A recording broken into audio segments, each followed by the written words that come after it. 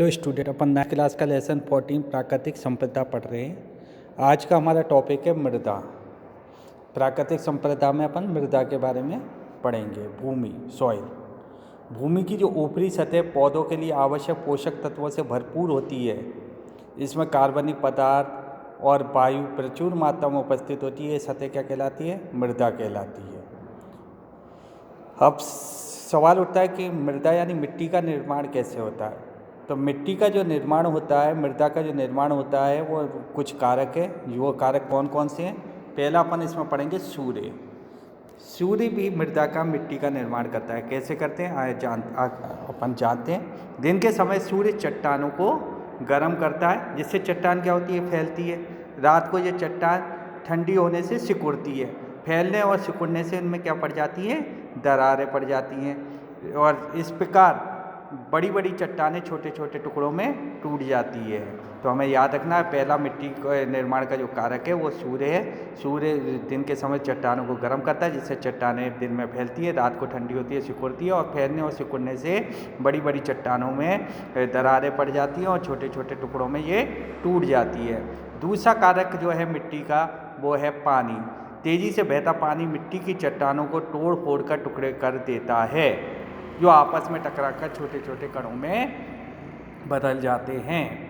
तो पानी का जो तेज़ बहाव होता है, ये भी मिट्टी का निर्माण करता है। चट्टानों से टकराता है और चट्टानों को तोड़ तोड़ कर छोटे छोटे टुकड़ों में, कणों में बदल देता है। वायु, तेज़ हवाएं और ये चट्टानों को काटती है और मृदा बनाने के लिए रेत को एक स्थान से दूसरे स्थान पर ले जाती है।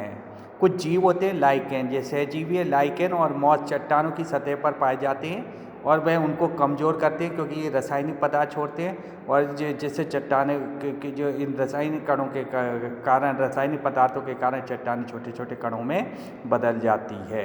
तो मिट्टी के निर्माण के जो मुख्य कारक हैं, सूर्य है, पानी है, वायु है और जीवित जीव हैं।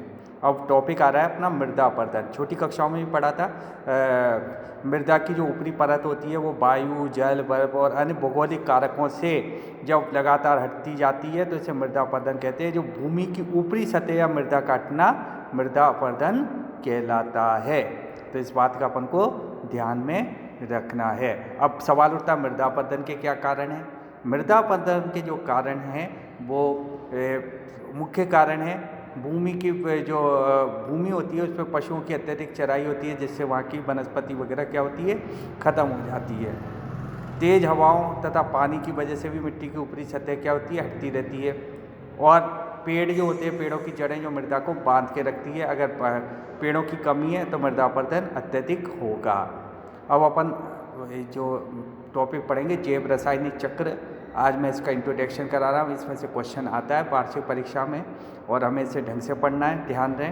तो जैव रासायनिक चक्र, जीव मंडल के जीव और अजैविक घटकों के बीच में लगातार क्रिया होती है। जैविक घटक आपको पता है पेड़ पौधे और जीव जंतु होते हैं। अजैविक घटक सूर्य का प्रकाश, मिट्टी वगैरह, वायु, ये सब अजैविक घटक। इनके बीच में अंतःक्रियाएँ होती हैं।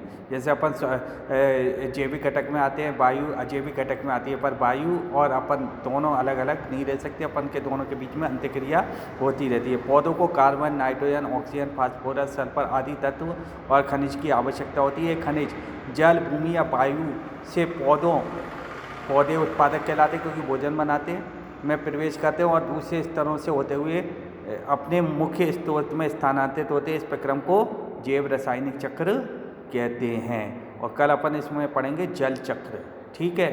तो जल चक्र का आपको ये चित्र भी बनाना है, जिसमें आपको देखना है कि जल के प्रकार, जो भूमिगत जल होते हैं, वर्षा के रूप में जल कैसे आता है। तो आप जल चक्र का चित्र बनाएंगे और कल अपन इस पर एक्सप्लेन करेंगे। तो जैव रासायनिक चक्र की हमें परिभाषा याद रखनी है। जीव मंडल में जैव और अजैविक घटकों के बीच में लगातार क्रिया होती रहती है, उसे क्या कहते हैं अपन?